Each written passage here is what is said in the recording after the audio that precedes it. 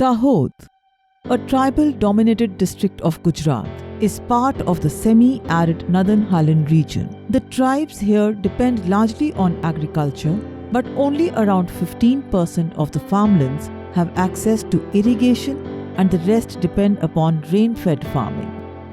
But because of the undulating terrain, low water holding capacity and a poor socio-economic condition, especially for the small and marginal farmers, the poverty concentration among the communities of Dahod is high.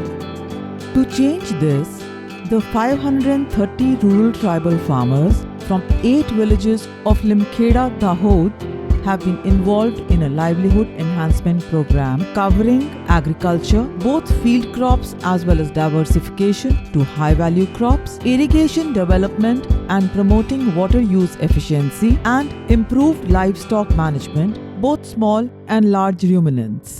અમે શાકભાજી કરી, આંબા કર્યા, બધું કર્યું, પછી ગુલાબ કર્યા, drip કરી, પછી નર્સરી કરી, એટલે અમને થોડો બધો જ થોડો મળ્યો support.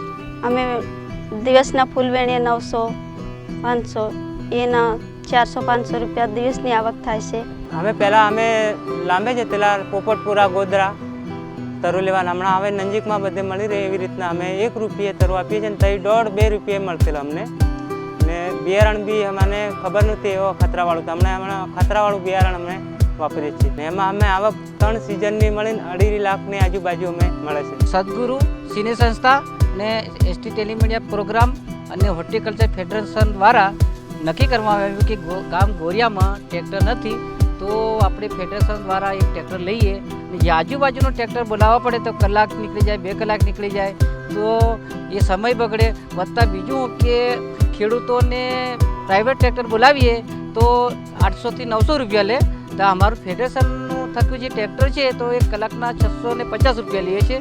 The interventions of water resources development ensure availability of water for irrigation and its efficient usage, enabling the farmers to improve the cropping intensity and year-round agriculture activities. જે એલઆઈનું જે કામ કર્યું છે, પહેલાં તો અમારે અહીંયા શું જંગલ હતું, અહીંયા કોઈ શાકભાજી કે આવું કંઈ થતું જ નહોતું, અને બસ ઢોરો વીણી ખાવા માટેનું આટલું જ એ જ હતું, બાકી કંઈ શાકભાજી નહોતું, કોઈ મકાઈ નહોતી કે કંઈ જ નહોતું. પણ હવે જે એલઆઈ થવાથી આપણને આપણા ફળિયાને લગભગ 15 થી 17 એકર જમીનમાં આનો ફાયદો થયો છે. શાકભાજી કરતા થયા છે અને ચણા, ઘઉં, મકાઈ આવું પણ વાવેતર કરતા થયા છે, એટલે બહુ ફાયદો, લગભગ ડબલ ફાયદો એમ કે તો ચાલે. એમાં પણ સોલાર, એટલે સોલારમાં શું છે સર, લાઇટ બિલ ભરવાનું આવતું નહોતું, એટલે 80% ફાયદો એમાં સીધો, એટલે એ પણ વધારેની બચત. ચેકડેમનું અત્યારે કામ પૂર્ણ થયું છે. આનાથી 30 કૂવા અને 10 બોરમાં પાણી રિચાર્જ થશે. પહેલાં તો અમે ચોમાસાની એક જ સિઝન ખેતી કરતા હતા, હવે અમે 3 સિઝન ખેતી કરીશું. આનાથી 80 ખેડૂતોને ફાયદો થશે, અને આ પાણી મળવાથી અમે અમારા ઘર પરિવારમાં 1-1.5 લાખની આવક આવશે, તો અમને ફાયદો થશે.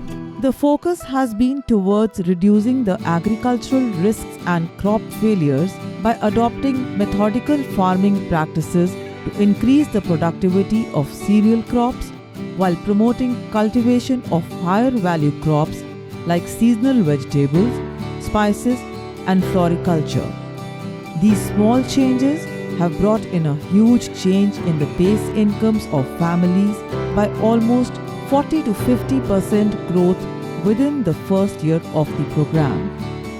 અમે પહેલાં મકાઈ, ઘઉં, ચણા એવા પાકો કરતા હતા, અને જ્યારથી સિની સંસ્થા અને સદગુરુ ફાઉન્ડેશન આવ્યું ત્યારથી અલગ સાહેબોએ અમને બધી શાકભાજી કરવા વિશેની માહિતી આપી, અને એમાં કેવી રીતે માવજત કરવી, કેવા બિયારણ વાપરવા, બધી વાતો કરી, તેનાથી અમે આવા પાકો કરતા થયા. અમે દરરોજના 500 રૂપિયા કમાતા હતા, અત્યારે 700 થી 800 રૂપિયા રોજના મળી રહે છે, જેથી અમારા જીવન ધોરણમાં સારો બદલાવ આવી ગયો છે. ફળિયું છે આખું જ, એમાં અમારું એક ગ્રુપ ચાલે છે, ઘનશ્યામ મહિલા જૂથ, અને એમાં અમે બધી બહેનો આ શાકભાજીનું કરીએ છીએ. અને આ શાકભાજીનું અમારે અહીંયા એક કલેક્શન સેન્ટર તૈયાર કરવામાં આવેલું છે, જ્યાં અમે બધાની શાકભાજી ભેગી કરીએ છીએ અને ભેગી કરી અને માર્કેટ સુધી પહોંચાડીએ છીએ. હાથે અમે પશુપાલનનું પણ કર્યું છે. કોઈ બેને નવી ભેંસ લાવ્યા છે, ગાયો લાવ્યા છે, અને અને દૂધ ભરીને પણ એમાંથી અમારે ઇન્કમ થાય છે. To increase awareness among the farmers, various measures like health camps, nutrient management through improved fodder management, induction of improved breeds, vaccination drives along with veterinary services are implemented. Additionally, the farmers are also trained on best management practices for their livestock. To address the market linkage gaps of rural economy, the agri-entrepreneurship models like polyhouse nurseries, livestock welfare entrepreneurs, and agricultural service providers are fostered, along with facilitation of credit linkages with microfinance institutions for rural tribal communities. અમને કરાવડાવી મરઘા ઉછેર કેન્દ્રનું તો એમાં નાના મરઘા હતા, હવે મોટા થયા તો હવે 700-800 કે 800 ગ્રામના 800-900 ગ્રામના થઈ ગયા છે. એમાં એની એક મરઘાની કિંમત છે, મોટા થાય 1 કિલોના થાય તો 1200-1300 રૂપિયાના થશે. તો અમે વાર્ષિક એની આવક થશે 1,00,000-1.5 લાખની આજુબાજુ. તો એને અમે અમારા બચ્ચોને ભણાવવા બહાર મોકલશું. પછી આ બીજો ખેતીવાડીનો ખર્ચો છે એ પાઇપ લાવીશું નવા, અને જે એરિગેશન છે એવામાં યુઝ કરવું. પહેલાં તો અમારી જોડે દેશી બકરા હતા. દેશી બકરામાં 12 મહિનાનું બકરું થાય ત્યારે તેનું વજન 20 થી 25 કિલોનું હતું અને સારી એવી આવક નહોતી મળતી.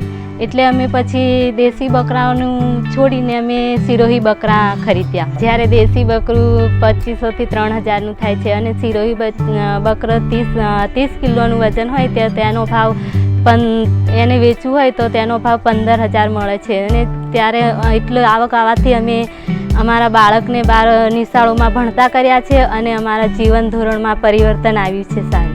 પહેલાં અમારી આવક 50,000 થી 60,000 હતી.